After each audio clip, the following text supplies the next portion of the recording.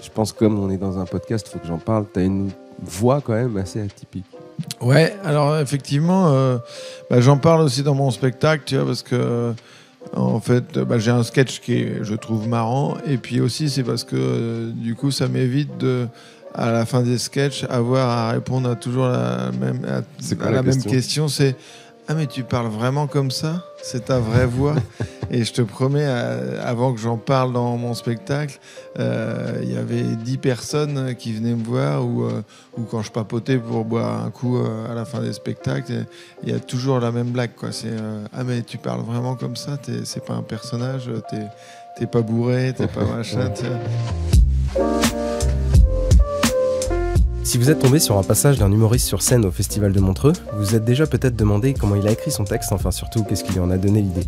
Du coup, avec le Montreux Comedy Festival, on a créé Yellow Mike, un podcast qui retrace l'histoire derrière une bonne vanne et comment elle a évolué pour arriver jusqu'en Suisse et faire rire des gens. Je m'appelle Félix, vous écoutez la 3e saison de Yellow Mike. Aujourd'hui, je reçois Tristan Lucas. Bonne écoute.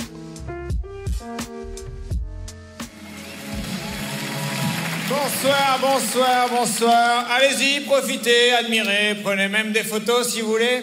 Parce que je suis un spécimen rare, je suis un Français content. Ah ouais, et j'ai une technique pour ça, je vous la donne, c'est cadeau, c'est compris dans le prix des entrées. Ma technique pour être heureux, c'est la technique du c'est pas grave. Très facile à appliquer, la technique du c'est pas grave. C'est-à-dire que si t'arrive une merde dans ta vie, mais que personne ne meurt dans ton histoire, c'est pas grave, exactement. Et la vie est beaucoup plus légère comme ça.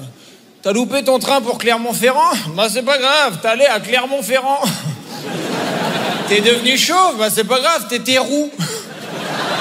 Ta meuf t'a quitté? Bah c'est pas grave, elle disait okidoki. Et voili voilou.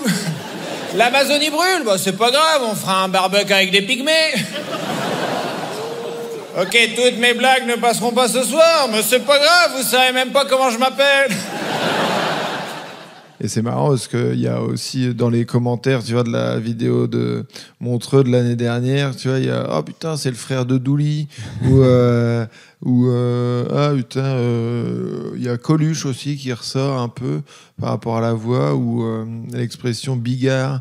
Enfin, tu vois, il y a des trucs comme ça, mais c'est vrai qu'on me parle beaucoup de ma voix. Mais ce que j'allais dire, parce que Douli, elle désamorce tout le temps. Enfin, elle désamorçait maintenant. Elle rentre dans une notoriété qui lui permet de moins le faire, mais avant, elle désamorçait tout le temps sur scène. Toi, tu t'en fous, non? Ben, en fait, j'en parle dans le spectacle en entier parce que j'ai plus de temps, mais en soi, sur un passage. En fait, avant, je le faisais, j'en parlais direct, mais la voix, elle n'est pas si... Enfin, Douli, elle est obligée d'en parler au départ. Alors, juste pour tous ceux qui ne me connaissent pas, moi c'est Douli, et je vous rassure, non, je ne suis pas bourré. Voilà. Il faut qu'elle désamorce. Maintenant, effectivement, elle a de la notoriété qui permet de... les gens la connaissent, tu vois, donc ils ont déjà vu le sketch où elle parle de sa voix et tout. Mais oui, elle, c'est encore plus poussé que moi, tu vois. Et ça m'arrive aussi, des gens où je fais la blague sur ma voix et ils me disent « Ah, moi, je n'avais pas remarqué, tu vois. » Et je suis là, depuis tout petit, on me fait des réflexions si tu n'as pas remarqué. T'es pas né avec cette voix-là. Ah bah si, ouais, enfin... non mais à 2 ans, genre. Non mais pas la... mais la mollesse, ouais, cette nonchalance, là. Non mais on dit de la merde. Comme les gens qui rajoutent l'expression « quand on y pense » à la fin des phrases. Ça ne sert à rien. Tu sais, ils sont là, il y a de plus en plus de pauvreté, c'est dramatique quand on y pense. Et c'est vrai que quand on n'y pense pas, on n'y pense pas, hein. Et ça marche pas qu'avec la pauvreté, tu sais, je sais pas moi, l'inflation, le sida, Israël-Palestine, la Syrie, moi, ça fait 2 ans que j'y pense plus. J'ai l'impression que la situation s'améliore. Alors c'est magique, n'importe quel sujet, en fait, quand t'y penses pas, tu t'en bats les couilles. Non mais on dit de la merde. Même, je me souviens, j'avais fait un stage foot, alors c'était en Suède, on était parti faire un tournoi avec une équipe parisienne, tu vois. Et donc moi, j'étais le seul normand provincial de cette équipe parisienne. Et du coup, eux, ils avaient vraiment l'impression que c'était l'accent bas normand, tu vois. Et j'étais là, non, mais à part peut-être mon frère un peu, Et puis, c'est vrai qu'Orelsan, tu vois, a un peu ce côté un peu mou, tu vois. C'est vrai, j'ai pas fait le parallèle, mais un peu. Tu viens de Caen, non? Ouais, moi je viens de Caen, ouais. Okay. Et du coup, effectivement, tu vois, moi je trouve qu'il y a enfin, de ceux que je connais, il y a mon frère Orelsan et moi qui parlons un peu comme ça, mollement et avec nonchalance, mais sinon, je sais pas d'où ça vient. J'en sais rien, parce que mon père n'a pas une voix nasillarde et ils ont pas un débit de parole un peu mou comme ça, mais c'est comme ça. Et puis en fait, attends, je termine un dernier truc, c'est que j'avais fait des examens et en fait, tu sais, ils doivent te passer un tuyau dans le nez. Ok. Et le gars voulait m'attaquer la narine gauche. Et il fait « Ah, bah vous venez pour ça ?» Parce qu'il n'arrivait pas à faire rentrer le tuyau dans la narine gauche. Il me fait « Ouais, bah, vous venez pour vous faire raboter le... Parce que vous avez la cloison nasale qui est complètement collée, quoi. » Et je fais « Ah non, mais moi je viens pas pour ça, je viens parce que j'ai un truc qui me gêne dans la gorge. » Et en fait, j'ai la cloison nasale de la narine gauche qui est complètement collée, d'où cette voix nasillarde. C'est ça. Mais je savais pas. Et en même temps, je vais pas changer maintenant, tu vois. Parce que déjà, l'opération me fait flipper. Et en plus, maintenant, c'est un peu une signature, quoi. C'est une signature, personnalité, et puis surtout, ça donne un truc comique. Non, mais c'était mieux avant, ça veut rien dire. Même moi, je pense qu'il y a un sujet où vraiment ça va dans le bon sens. C'est au niveau de la condition féminine. Alors vous inquiétez pas, ce malaise était prévu dans mon passage. Non, mais c'est pas parce que je suis un mec que j'ai pas le droit de dire que ça va dans le bon sens au niveau des femmes, tu vois. Même si, évidemment, il y a encore 2-3 trucs à régler, notamment il y a 16-17% de différence salariale. Mais j'ai étudié le dossier, comme ça va en s'égalisant. Si on continue à ce rythme-là, 2123, match nul. Est-ce qu'on peut pas vous demander un tout petit peu de patience, les filles, hein? Tu vois, tu te parlais d'Orelsan, mais tu vois, lui aussi, il a un truc comique, Orelsan, de ouf. Ah bah c'est très... moi, c'était très drôle, quoi. Toi, t'as plus d'énergie quand même que lui. Hein. Quand tu montes sur scène, tu rentres pas en mollesse non plus, quoi. Non, mais je sais pas si t'as vu le dernier spectacle d'Orelsan, il saute partout, il a une énergie de ouf, quoi. Le gars, c'est un athlète de haut niveau, là.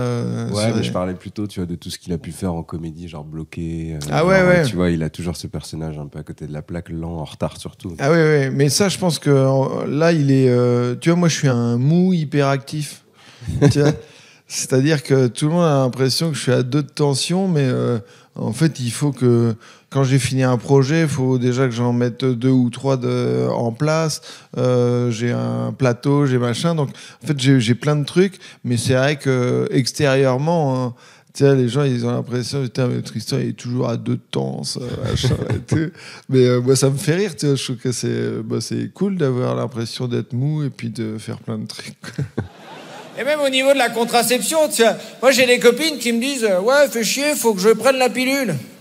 Bon, bah avant 67 et l'arrivée de la pilule, un des moyens de contraception, c'était la sodomie. Ah bah quand tu sais ça, la pilule, elle passe mieux. Hein. Ah, surtout qu'avant, il n'y avait pas les petits gels qui vont bien, tu sais. Avant, c'est une noix de beurre et hop. Ah bah je vous promets qu'après avoir compris ça, je regardais plus ma grand-mère de la même manière. Quand elle préparait les crêpes. Surtout qu'elle vient de Guérande. Ah, t'as l'image, hein. C'est dégueulasse quand on y pense. Eh ben, n'y pensez plus, hein. Allez, merci, c'était Tristan Lucas.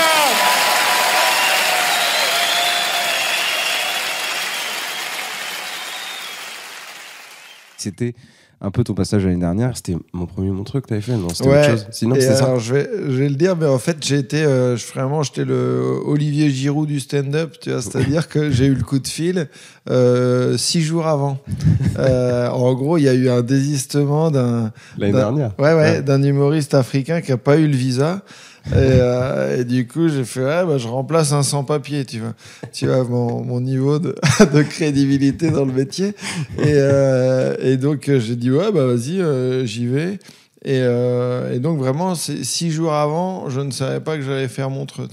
Et donc, c'est grâce à un problème diplomatique, administratif, que j'ai pu faire Montreux. Et je pense que c'est pour ça que je suis là, parce que comme le passage s'est bien passé. Ouais, parce que cette année, t'es revenu pour le gala de Thaïs, qui est le gala de clôture de la dernière édition du Montreux Comedy Festival. Bonsoir Montreux. Alors moi je vais vous parler d'écologie. Ouais, ça emmerde tout le monde. C'est vrai que c'est compliqué de parler d'écologie parce que soit t'en parles et tu fais rien et on te dit que t'es moralisateur, soit tu fais des trucs, mais comme t'es pas parfait, on te dit que c'est jamais assez bien, tu vois. Il y a un peu de temps, j'en parle avec ma meuf qui me dit « Bah toi Tristan, t'en parles beaucoup, mais tu fais rien. » Je dis « Attends, je viens de faire pipi sous la douche. » « Oui, mais t'as pris un bain. » Jamais assez bien, putain. Non, mais ouais, je commence là-dessus. En fait, moi, je trouve ça un peu intéressant d'aller sur des sujets qui... après, l'écologie, tout le monde en parle. Il n'y a pas un humoriste sur France Inter qui n'a pas fait une chronique sur l'écologie. Et du coup, c'est vrai qu'il y a un peu ce paradoxe-là. Tu vois, en gros, pour moi, c'est vraiment le sujet le plus important, en fait. Et ça emmerde tout le monde parce que comme personne n'a la solution, tu sais, on est tous perdus. Et du coup, je commence en disant, si t'en parles et que tu fais rien, t'es moralisateur. Et si tu fais des trucs, comme t'es pas parfait, on te dit que c'est jamais assez bien, tu vois. Et c'est vrai que c'est toujours compliqué parce que quand tu vas avoir l'étiquette d'écolo, si jamais tu prends l'avion, mais t'as tout le monde qui ricane, t'as pris l'avion. Non, mais je fais des trucs. Je mange moins de viande, mais je continue à en manger. Mais j'en mange moins. Et du coup, je suis tombé dans une catégorie qui n'existait pas il y a encore 10 ans, que tout le monde connaît maintenant, c'est les flexitariens, exactement. Et alors, c'est génial. Oh, c'est pratique. T'as des convictions. Mais t'es flex. Ah, là, une notion de gauche, quoi. Moi, ce que j'aime bien dans le fait que tu parles d'écologie, mais il y a aussi Pierre Thévenoud, qui est un peu dans le même état de style de comédien que toi, je dirais. Enfin, vous êtes un peu sur le même longueur d'onde dans ce côté un peu bas les couilles, tu vois. On est assez copains avec Pierre. Il fait un truc, lui aussi, sur l'écologie. Et je trouvais que... En fait, je trouve que ça marche bien, ce genre de personnage comme vous, très honnête et très direct. Tu sais, très bas les couilles dans la façon de parler et très genre... Et en même temps, t'as l'impression que on est ensemble parce que toi aussi, tu fais pas tout le temps ta part. Tu vois, il y a un espèce de truc de non-jugement et en même temps d'acceptation de notre... En fait, il y a rien de plus agaçant que quelqu'un qui t'explique un truc en te faisant comprendre que toi, t'as tort, tu vois. Enfin, tu vois, c'est les donneurs de leçons, les moralisateurs et tout. Et même moi, s'il y a un donneur de leçons ou un moralisateur, je suis 100% d'accord avec lui. S'il a ce petit ton un peu à te regarder de haut, de c'est ça qu'il faut faire, t'es un connard si tu fais pas ça ou si tu fais un pas de côté, j'ai envie de dire, c'est contre-productif, quoi. J'ai envie de lui mettre une claque, tu vois.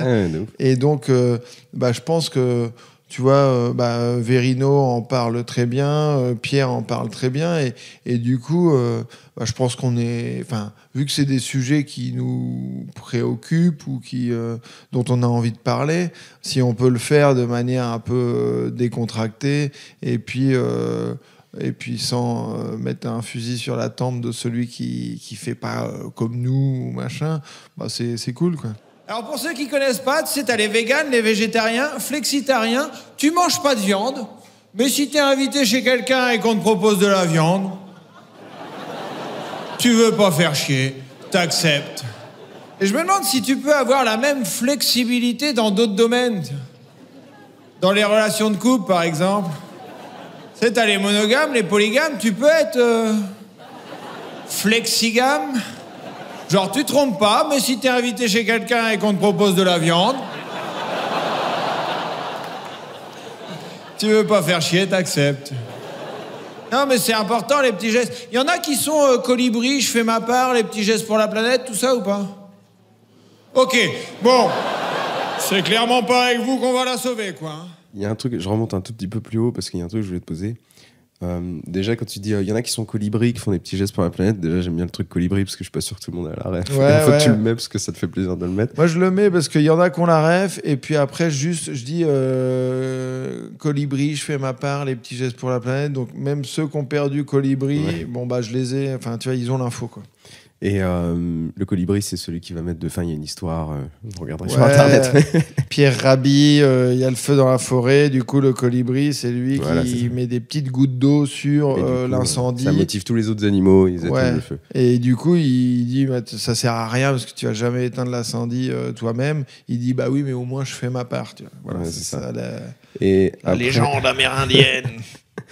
Et après, ce que j'aime bien, c'est que tu poses la question et tout le monde, enfin, personne vraiment répond. Alors, je sais pas si c'est peut-être parce que le public était un peu éteint. Il y en a qui font des gestes pour la planète et vraiment. Ben ouais. Tu fais, eh ben, super, on est dans la merde. Bah, c'est pas avec vous qu'on va la sauver. Mais ça arrive que plein de gens disent ouais. Il y en a quelques-uns, mais en fait, t'as jamais tout le public qui fait oui, ouais, yes, moi, je suis hyper engagé et tout. T'en as 2-3 qui vont faire ouais. Mais du coup, t'es là. Ok, super, vous êtes 3. Et puis là, je refais la même. Ce qui est assez vrai d'ailleurs. Enfin, on sait qu'on fait pas bien, tu vois. Ah non, mais là, enfin, moi, c'est ça, je nous trouve hyper détendus. Hein. On est hyper détendus par rapport à ce qu'on va se prendre dans la gueule, mais je trouve ça fou. Et en même temps, est-ce que c'est pas. Enfin. Moi, je sais pas comment ils font, les Cyril Dion, ceux qui sont tout le temps sur le terrain à rabattre le truc parce que ils ont tous les chiffres, ils ont, enfin, tiens, ils savent et là, ils doivent aller, ils voient Macron qui va au Qatar pour la Coupe du Monde et tu te dis putain, alors que moi j'adore le foot, hein. Je vais suivre les matchs de l'équipe de France et tout, mais je me dis oh putain, attends, le gars il se dit pas oh tiens, attends, est-ce qu'il y a d'autres problèmes à régler plutôt que d'aller consoler Kylian à la fin du match, quoi. Et enfin c'est lunaire, quoi. On est complètement sur on est en orbite, les gars, quoi. Ouais, on est vraiment en orbite. Et mais même, enfin, tu vois, moi, je pense que je suis dans la population, tu vois, où j'ai lu pas mal de trucs, mais voilà, je suis allé au Japon en juillet parce que le Japon, ça fait rêver. Et j'ai pris l'avion, oui. Écoute, voilà, si vous me verrez, vous me mettrez une claque dans la gueule. Et puis, mais voilà, non, mais on est un peu déconnecté quand même, quoi. Non, moi j'essaie de faire des trucs. Je suis à vélo. Je suis tout le temps à vélo. Je fais des tournées de stand-up à vélo. Je suis tout le temps. Tristan, il est tout le temps avec son petit vélo. Mais je suis à vélo électrique. Et on me le reproche. On me dit que c'est de la triche. Et ça m'énerve. La dernière fois, je faisais du vélo à Paris. Je m'arrête à un feu. Vous n'avez pas compris l'information, les Suisses. Je suis à vélo à Paris. Je m'arrête au feu. Bon, Oh, trop d'honneur, trop d'honneur. Non, mais je demande pas une haie d'honneur, mais viens pas me faire chier derrière, tu vois. Et là, il y a un mec qui s'arrête à côté de moi, il me fait « Ah, mais c'est super, t'es à vélo !» Et là, il commence à baisser ses petits yeux de fouine, là. Les petits yeux moralisateurs, il commence à les baisser sur ma batterie, tu vois. Donc moi, je commence à me défendre, je fais « Alors oui, j'ai de l'assistance, mais enfin, c'est quand même pratique, l'assistance. » Il me dit « C'est de la triche, c'est de la triche. » Putain, je l'ai pris de son fauteuil roulant électrique, posé sur un banc, j'ai fait « Alors, Stéphane Hawking, c'est quand même pratique, l'assistance !» Il a essayé de me répondre, mais il était un peu loin de son joystick.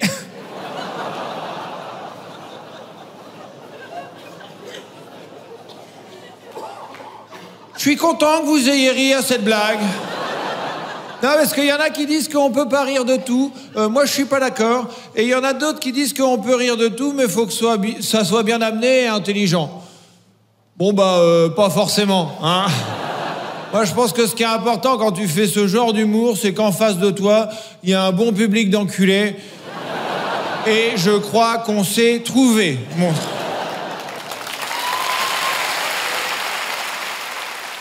Moi, je voudrais parler de la vanne que t'as fait avec le mec en fauteuil électrique. Ouais. Qui est juste ta batterie de vélo.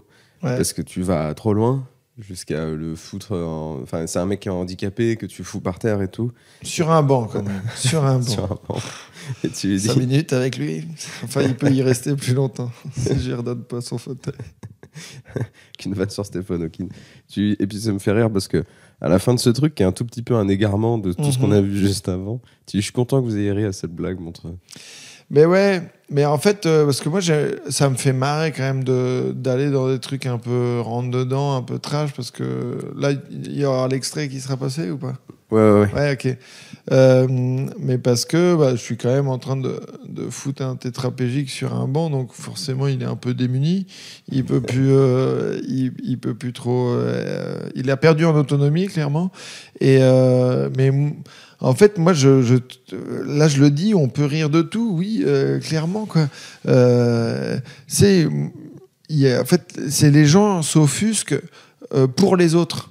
C'est-à-dire que moi, à Caen, il y a un spectateur qui est en fauteuil roulant et avec Verino, quand il est venu jouer sur mon plateau, le Mokiri, on a fait des vannes sur lui.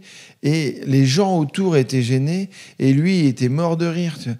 Et en fait, moi, m'empêcher de faire une blague sur telle ou telle personne, parce qu'on va pas faire une liste des minorités, des handicapés, des machins, on s'entend, mais de tous les trucs, les sujets auxquels on n'aurait pas le droit de parler normalement, sur lesquels on n'aurait pas le droit de parler, et s'il faut en parler, parce que en fait, moi, si je parle pas de toi normalement, comme je pourrais vanner une autre personne, ça veut dire que je te considère différemment. Et là, pour moi, c'est être plus raciste, plus anti-handicapé, plus...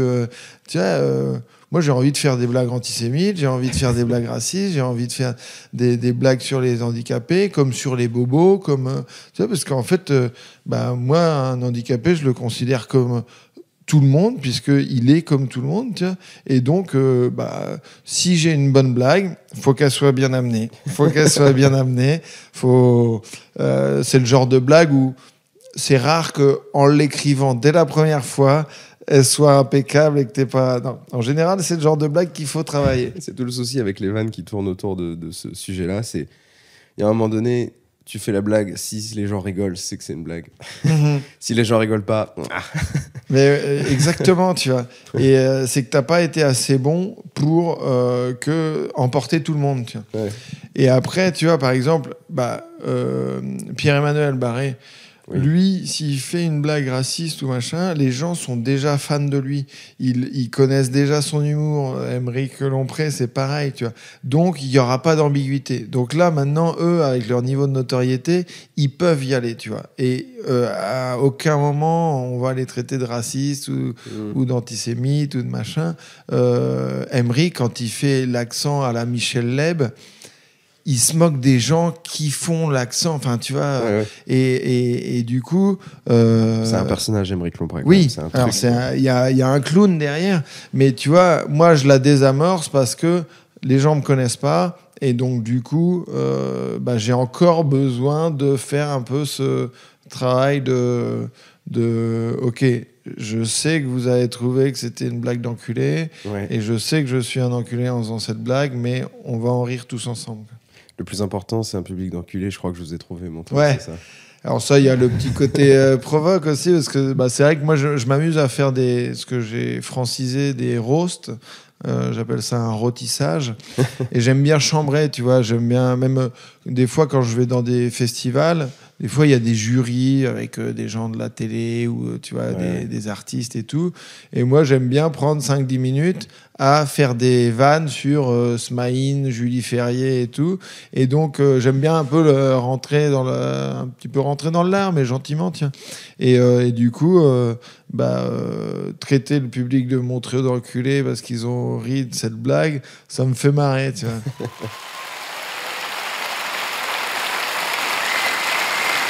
Ah, mais faut faire des petits gestes, Un petit geste qu'on connaît moins, c'est d'être enterré dans un cimetière bio. Ouais, ça existe, les cimetières bio, je vous promets. Parce qu'on est tellement pourris, les humains, que même morts, on continue de polluer, tu vois. Et alors moi, je savais pas que ça existait, les cimetières bio. Et oui, ça existe, tu vois. Et j'ai découvert ça quand je suis allé voir ma grand-mère en maison de retraite. Petite parenthèse, ils avaient construit la maison de retraite en face du cimetière. Tu sais, mais qui fait ça, tu vois? Ou sinon, faut aller au bout du projet, quoi, rajouter un toboggan. Monique, Chantal, Viviane, c'est du circuit court. Et donc, pour avoir le label bio en tant que cimetière, il faut pratiquer l'humusation. Partez pas, je vous explique. L'humusation, c'est quand tu utilises le cadavre pour en faire un compost fertile. Sympa, hein? Et puis ça fait des conversations de voisinage très conviviales. Et dis donc, Martine, tes fleurs sont magnifiques. Bah écoute, mon petit Tristan, j'ai arrêté le Roundup, je ne mets plus que du Jean-Pierre. Il m'a arrosé toute sa vie, aujourd'hui c'est le contraire. Et il est beaucoup plus efficace mort que vivant. Ouais, il y a de la poésie aussi. Après, il y a du coup ce truc du cimetière bio, Ouais. qui est pas vraiment une histoire vraie. Alors, c'est... Tout ce qui est le cimetière en face du... Ouais, de la alors maison de retraite. c'est un mix, mais si, c'est des trucs... En fait, j'ai lu un article sur les cimetières bio. Pareil, parce que tu sais, ce que je dis, on est tellement pourris les humains que même après notre mort, on continue de polluer. Tu vois, on est le seul être vivant qui continue à polluer même après être mort, quoi.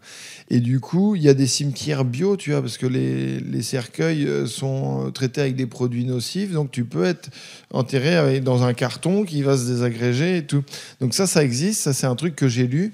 Et si le truc c'est de l'observation, mais le truc de la maison de retraite en face du cimetière, c'est à Cambremer, dans le Calvados, dans le 14, qui est un peu mon village familial, tu vois, où il y avait mes grands-parents. Et vraiment, t'as le cimetière et la parcelle d'à côté, c'est la maison de retraite. Tu vois. Et moi, je me disais, mais putain, et t'imagines ceux qui sont plein ouest, enfin, avec les vitres qui sont dirigées vers ta prochaine maison, mais sauf que ton prochain déménagement, c'est le cimetière, tu vois. Enfin, quelle glauquitude, quoi. C'est... Enfin, je sais pas, mais mettez des arbres au moins, tu vois, cacher la vue, et du coup, je dis qu'il faut rajouter un toboggan. Ça, comment tu l'écris? T'as cette idée-là, tu vas sur scène et tu le testes, ou t'écris plutôt sur un papier, des choses moi, qui en fait, te rassurent? j'ai toujours un calepin, un stylo, et après, on a nos téléphones, tu vois. Et en fait, je note toujours des trucs, tu vois. Je note plein de trucs. Ouais. Et donc, voilà, en gros, j'ai plein de notes. Et de temps en temps, je me pose devant mon ordi et puis je ponds. Je pars sur un truc et souvent, c'est pas ça que je traite. C'est un autre sujet qui vient. Et après, il y a des ramifications, tu vois. Mais j'ai pas de méthode d'écriture bien précise. Par exemple, le Roundup. Non, mais en fait, c'est en lisant le truc de l'humusation où, effectivement, je me suis dit, en fait, le principe, c'est d'utiliser le cadavre, quoi. Donc, ça veut dire que, potentiellement, ouais, tu peux être veuf ou veuve et utiliser le cadavre de ton ancien être aimé pour que tes fleurs elles soient bien. Donc, après, engrais... Roundup, quoi. Ouais, et après, est-ce que les fleurs, justement, elles ont pas vachement de valeur beaucoup plus émotionnelle et sentimentale quand elles poussent? Non, mais évidemment, tu vois, moi je sais que c'est un peu con, mais je pense que quand une personne très chère mourra dans mon entourage, j'irai planter un arbre quelque part, tu vois. Ouais, je trouve que c'est beaucoup plus joli, et puis c'est plus sympa de te dire que l'esprit de la personne est là, plutôt que derrière une pierre tombale entourée de plein d'épitaphes ou de dates de naissance, de mort, de machin. Tu vois, les cimetières, moi, j'ai jamais trop kiffé ça. Et du coup, et d'ailleurs, j'avais vu des images de cimetières bio. Tu vois, c'est un parc, tu vois. Ouais, c'est un champ de fleurs. Ouais. Ouais, et du coup... allons là-dedans, tu vois, c'est beaucoup plus joli, quoi, ouais. Plutôt que de mettre du Roundup de merde. Non, mais c'est bien de faire des petits gestes, faut faire des petits gestes. Mais peut-être, faudrait commencer à faire des grands gestes. Tu vois, par exemple, ne pas bosser pour une entreprise qui défonce la planète. Tu vois, c'est important de travailler pour une entreprise qui donne un sens à ta vie. Parce que, ouais, on est là-dessus, ouais. Tout le monde cherche un sens à sa vie. Ouais, on est dans une période de quête de sens, ouais. Surtout avec ce qui s'est passé depuis 2-3 ans, tu sais, on a vu que la vie elle pouvait basculer du jour au lendemain, qu'il fallait en profiter un maximum. Donc là, maintenant, tout le monde est à l'écoute de sa petite voix intérieure. Cette petite voix qui te dit non, je ne peux pas continuer comme ça. Je ne suis pas venu sur Terre pour remplir des tableaux Excel. Il faut que je trouve un sens à ma vie. Elle est où, ma vie? Elle est où? Elle est où? Elle est où? Quête de sens, quête de sens, quête de sens. Allez, Montreux, soyez francs avec moi, par applaudissement, qui a pensé à changer de travail ces dernières années? Je vais faire de la permaculture. Je vais télécharger Petit Bambou. Je vais acheter un van et vivre la van life. Je vais ouvrir un gîte dans la Creuse. Tu sais, en ce moment, la Creuse is the new Côte d'Azur, tu vois. Et tous les Parisiens, ils veulent avoir leur petite cabane, leur tiny house. T'es là, mec, c'est complètement débile. T'habites à Paris. Reste chez toi, t'habites déjà dans une toute petite maison.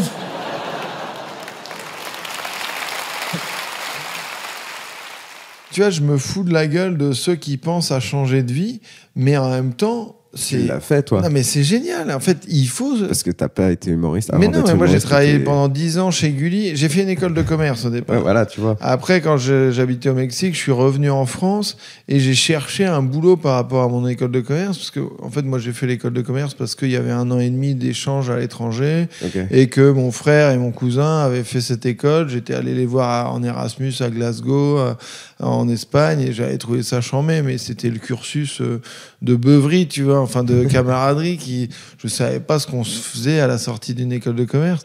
Et quand je suis revenu en France, j'ai cherché des métiers qui étaient en rapport avec l'école de commerce. Et il y a des fois, je comprenais pas les intitulés des métiers, tu vois.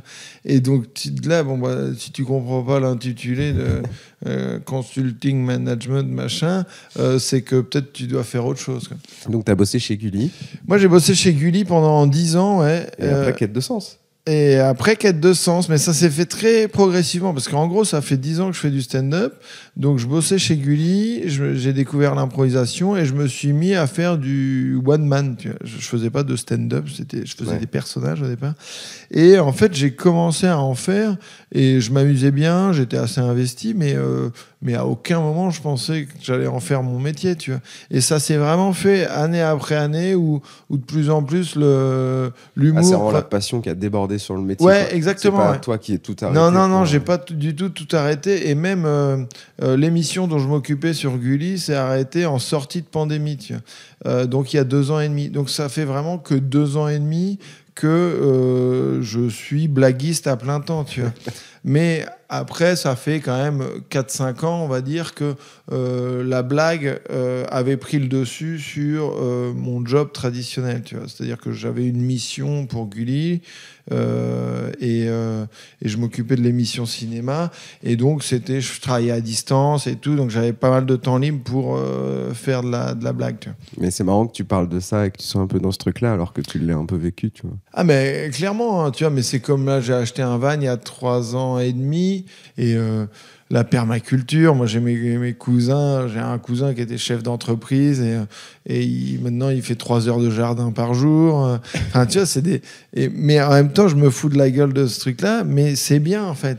Il y a une citation de Bukowski qui dit, mais est-ce que le truc, alors je vais bien moins le lire que lui, moins bien le lire, mais est-ce que le truc le plus absurde dans une vie, c'est pas de mettre un réveil pour aller bosser pour des gens que t'aimes pas, un boulot que t'aimes pas, revenir fatigué et puis ne pas avoir le goût de voir les gens que t'aimes vraiment et puis c'est ça 5 jours sur 7 et après il te reste 2 jours pour décompresser de la pression de ce que t'as eu, tu vois.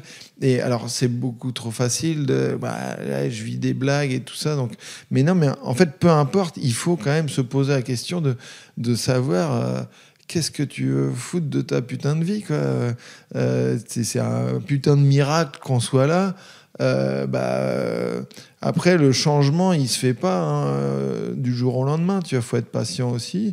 Et puis, il y a aussi 40% des gens qui changent de vie, qui reviennent au truc d'avant. Mais au moins, ils ont fait un pas de côté. Tu vois. Au moins, je pense que même en revenant au même boulot qu'avant, ils y vont moins chargés avec le plomb sur les épaules, tu vois. Faut papillonner, faut aller voir un peu ce qui te plaît, faut prendre, tu vois. Mais oui, je me fous de la gueule de ça, mais je suis clairement un exemple de qu'est-ce que je fais dans ma vie, de donner un sens à sa vie. Bah ouais, carrément. Ouais. C'est bien, c'est bien. Après, bon, je je me fous de la gueule des coachs de vie, mais il y a des extrêmes, tu vois. Ça me fait rire, ce truc de coach de vie. D'un coup, tu les as pris en grippe et ça passe pas. J'ai un petit os, et puis... mais non, mais c'est... coach de vie, mais déjà, c'est grandiloquent, quoi. Comme, tu sais, je coach ta vie, quoi. J'ai l'impression de voir une main avec une marionnette en dessous, quoi. Et c'est un truc qui est arrivé de nulle part. Et c'est ce que je dis, tu vois. Maintenant, il y a des coachs de vie, tu vois. Donc, il y a des gens sans diplôme qui coachent des gens sans diplôme, qui coachent des gens perdus. Tu vois. Non, et c'est vrai que beaucoup de coachs de vie que j'ai rencontrés, tu vois, sont des gens qui... Moi, je les trouve un peu perdus dans leur vie, tu vois. Et donc, c'est comme si c'était leur bouée de sauvetage de dire je vais aider les autres. T'es là, mais ouais, mais t'es sûr que tu veux être le chef du navire alors que tu sais pas naviguer, tu sais pas conduire ton bateau, en fait. Et comment tu vas gérer toute cette flotte de gens perdus, tu vois. Et c'est fascinant, tu vois. Et après, en plus, il y en a sûrement des très bien, tu vois, mais c'est juste... bah forcément, moi ça me fait marrer, quoi. Enfin, tu vois, je peux pas laisser passer ça, quoi. Non, mais on est perdu. Et le pire dans ceux qui sont perdus, c'est ceux qui pensent à devenir coach de vie. Tout le monde pense à devenir coach de vie. Et ce qui est incroyable, c'est que c'est proportionnel. Plus t'es perdu dans ta vie, plus tu penses à devenir coach de vie. Donc eux, ils sont là, ils se disent, bon bah je suis rempli de loose, je vais prendre toute cette loose, je vais en faire une petite boule et je vais l'injecter à quelqu'un qui va me payer pour ça et qui va trouver un sens à ma vie. Pour moi, les coachs de vie, ils nagent dans un océan de solitude et ils voient la plage au loin, mais ils ont plus d'énergie pour y aller. Mais autour d'eux, il y a des gens qui ont de l'eau ras la gueule, qui sont à 2 doigts de se noyer, et eux, ils se disent, tiens, peut-être, je peux prendre appui sur chacun d'entre eux. Eux, ils vont crever, mais moi, je vais en tirer un livre de développement personnel. Comment sortir la tête de l'eau grâce aux autres. Non mais... Attendez, c'est pas fini. Parce que la bêtise humaine n'a pas de fin. Parce qu'il existe des coachs de vie. C'est-à-dire qu'il y a des gens sans diplôme qui coachent des gens sans diplôme qui coachent des gens complètement perdus dans leur vie. C'est le Inception de la loose, le bordel. Merci Montreux, c'était Tristan Lucas. Bonne quête de sens à tous. Merci.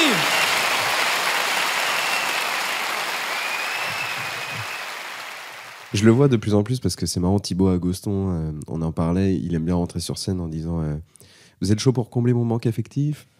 Et toi, tu rentres, tu finis en disant bonne quête de sens à vous. Et de plus en plus, je trouve dans le stand-up, s'immiscent des phrases de, tu sais, post j'ai été voir un psy. Mm-hmm. Tu vois. Alors, du coup, là, Thibaut, alors, d'une manière générale, il y a beaucoup plus d'introspection dans le stand-up qu'avant.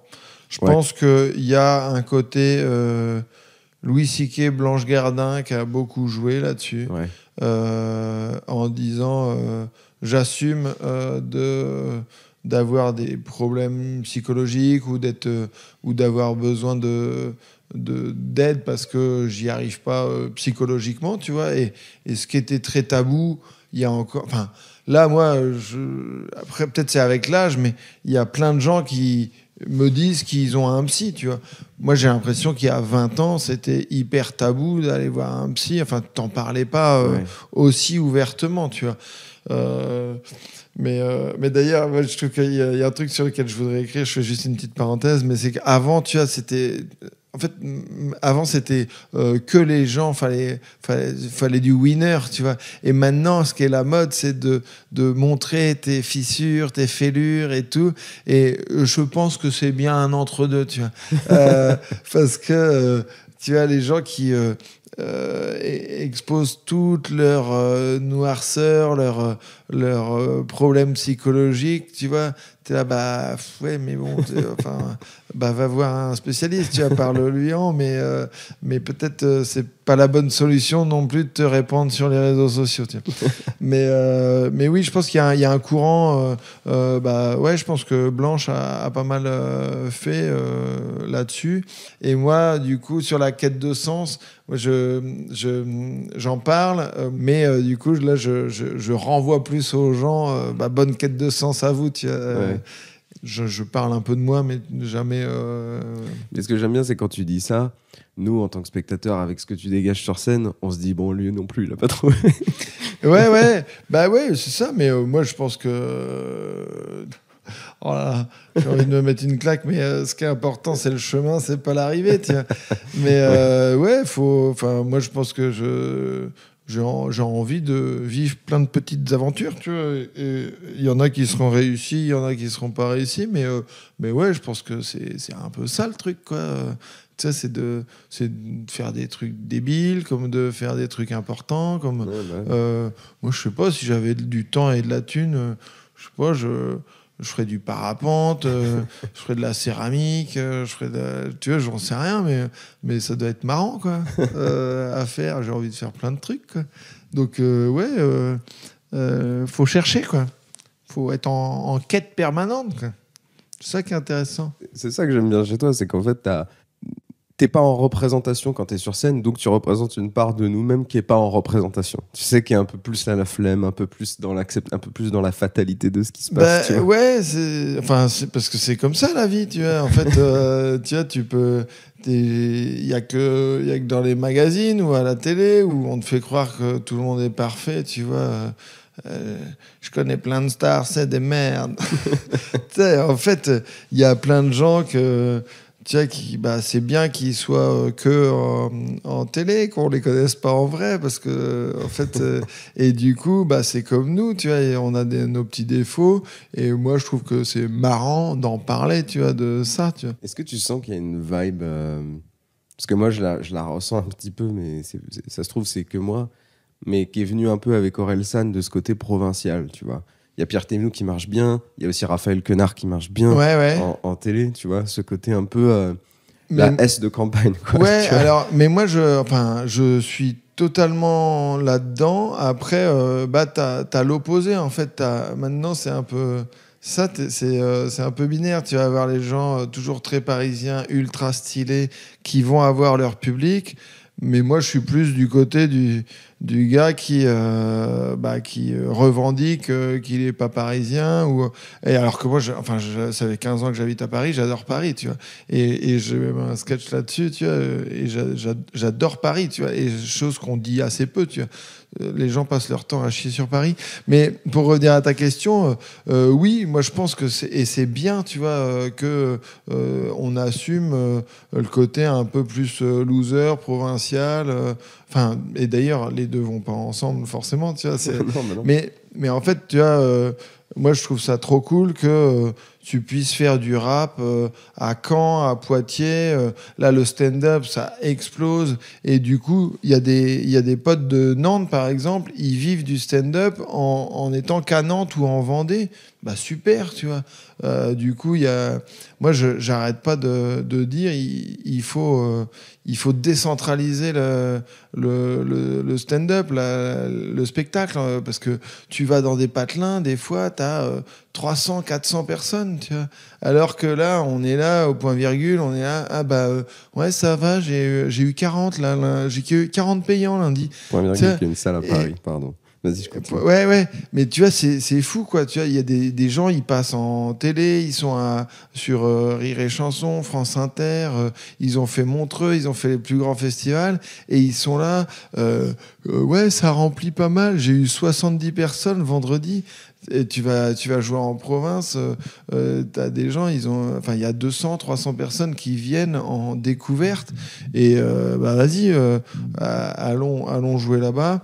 Et tu reprends le truc d'Orelsan ou de Pierre, tu vois, et ou de Raphaël Quenard, tu vois, génial, Chien de la casse. Faut que vous regardiez le film Chien de la casse. ça défonce. Et moi, je trouve ça trop cool, quoi, en fait, parce que il y a le côté où on assume plus de venir d'un coin un peu paumé et d'être un peu un loser, tu vois. Et c'est très bien, tu vois. Non, mais vraiment. On propose autre chose. Ben ouais, mais c'est que tu vois, il y a moins de phare, tu vois. Merci beaucoup. J'ai une dernière question pour toi, après je te libère. C'est, j'aime bien finir les podcasts avec des passages d'un artiste qui n'est pas le tien, des passages de quelqu'un d'autre. Et j'aime bien quand c'est l'artiste que j'interviewe qui le choisit. Donc si tu devais choisir quelqu'un qui serait passé à Montreux, soit parce que tu l'aimes, soit parce que tu aimes ce qu'il fait, soit parce qu'il était dans ton gala, tu choisis. Ouais, mais là il y en a trop, quoi. Mais... Ouais, normal.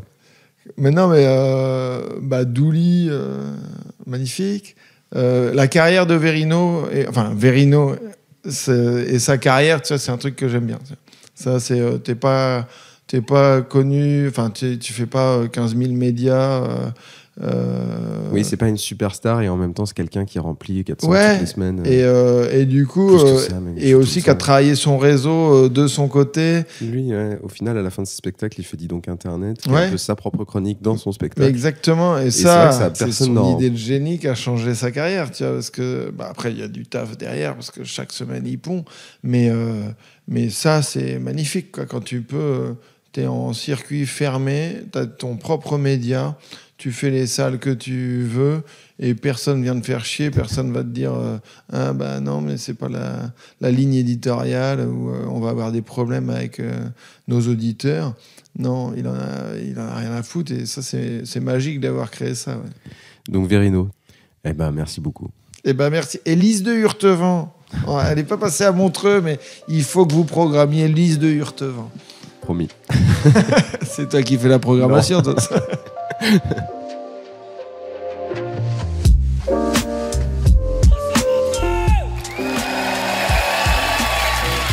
Bienvenue, ça va, tout le monde va bien? Oui, ça vous dérange pas de venir rigoler alors qu'il y a des gens qui meurent à quelques milliers de kilomètres d'ici? Non, vous avez l'air de vivre ça très bien, hein? Aucun problème. Par contre, merci. Là, merci sincèrement d'être venu nous écouter parce que ça, c'est un truc. Je crois que c'est pour ça que j'adore mon métier. Parler à des gens qui écoutent. Le luxe. Moi, j'ai 3 enfants, moi. Hein, donc, ma vie en ce moment, c'est mets tes chaussures, mets tes chaussures, mets tes chaussures, mets tes chaussures, mets tes chaussures. C'est important de mettre ses chaussures. Tu veux pas mettre tes chaussures? Pourquoi tu mets pas tes chaussures? Après, t'arrives à l'école, t'as pas mis de chaussettes? Tu m'as dit de mettre mes chaussures, alors. Ça, c'est mon deuxième. Mon deuxième, il est tellement premier degré. Mais tellement, tu sais, des fois dans la vie, tu te dis, mais quelle planète on va laisser à nos enfants? Moi, je me dis, mais quel enfant je vais laisser à la planète? Parce que, je te jure, il est hyper intelligent, mais le second degré, il a pas, quoi. T'imagines comme ça doit être difficile pour lui, mon ami? Tu vis chez moi et t'as pas de second degré? Bon courage, hein. Les enfants, vous rangez votre chambre? Même moi? Non, toi, t'as été adopté. Voilà, ça, c'est sa vie, ça. Ça, c'est son quotidien, les amis, hein. Mais j'ai vraiment été adopté. Mais non, enfin, mon chou. Si on avait eu le choix, tu crois que c'est toi qu'on aurait pris? Donc là, je vous dis pardon. Pardon, si lui, dans 40 ans, il a envahi l'Ukraine, clairement, c'est ma faute, hein. Et pourtant, on rigole beaucoup à la maison, je te jure. Ma femme, sa maman, c'est un spectacle permanent. Elle est tellement drôle. Tellement drôle. Je vis avec la personne la plus maladroite de l'univers.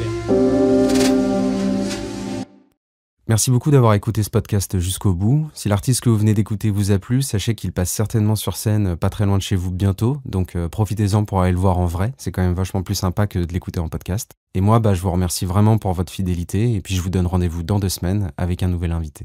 Allez, bisous!